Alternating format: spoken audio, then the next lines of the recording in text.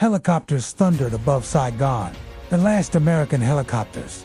They flew desperately low to avoid incoming fire. Below them, thousands surged toward the U.S. Embassy. They pushed and shoved, desperate to get inside, to escape the advancing communists. A young man dove into the arms of a waiting Marine. An old woman held up a bloody bandage to show she'd been wounded by the gunfire. A Marine knelt beside her, cradling her head in his hands. In that moment, he understood.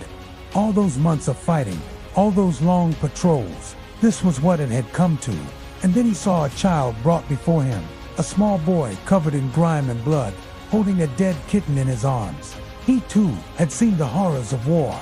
This was Saigon in 1975.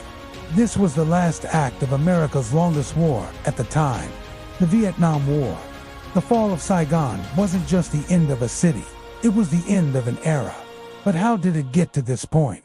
For nearly 2 decades, the United States had poured troops, money, and weapons into this country. Their goal, to stop the spread of communism in Southeast Asia.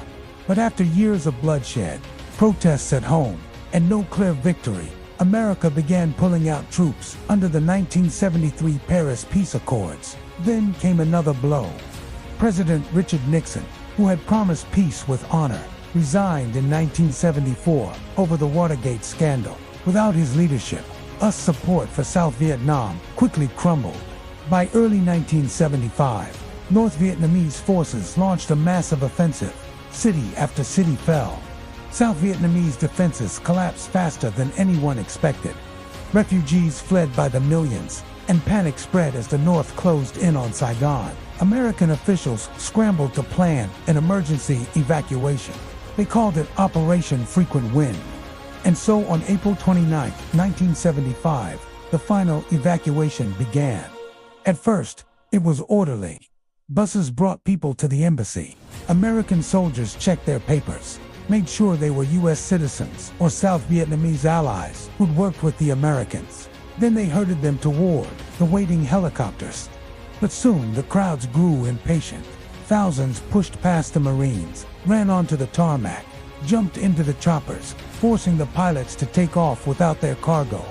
Soon there were hundreds of people on the tarmac, clinging to the spinning blades. But the helicopters couldn't wait. They had to go, so the choppers lifted off, leaving hundreds stranded. More desperate, the crowds pressed against the embassy gates. Some climbed the walls, only to be shot at by North Vietnamese soldiers. Others dove through windows, breaking their legs or arms. The Marines fought to keep order, handing out water to the thirsty, first aid to the wounded, trying to calm the angry. Outside, the chaos reached a fever pitch. A Marine knelt beside a young girl. Her leg was broken. She cried out in pain. He looked up at the embassy wall, knowing they couldn't help everyone. As dusk fell, the helicopters still coming, the Marines raced to the roof. With the help of 2 South Vietnamese battalions, they cleared the area, allowing the choppers to land.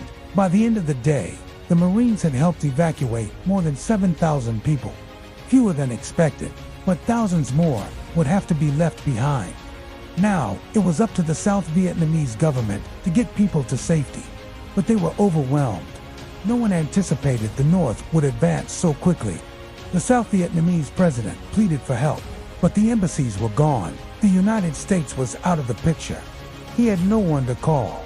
On the morning of April 30th, North Vietnamese tanks smashed through the gates of the presidential palace. It was over.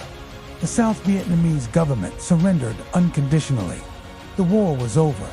The North Vietnamese leaders walked through the streets of Saigon. They raised their flags from the balconies of government buildings. The word freedom echoed through the city. Millions of Vietnamese cheered, danced, celebrated. Around the world, televisions tuned to the iconic image, the U.S. flag being lowered at the embassy, a haunting symbol of defeat. In the end, the United States had spent nearly 10 years and billions of dollars trying to prevent this moment. But the Vietnam War wasn't just about geopolitics and the Cold War. It was about the people caught in the crossfire. The fall of Saigon led to a unified communist Vietnam. For America, it was a painful reminder of the limits of military power. Nearly 60,000 U.S. soldiers had died, and millions of Vietnamese civilians and fighters had lost their lives.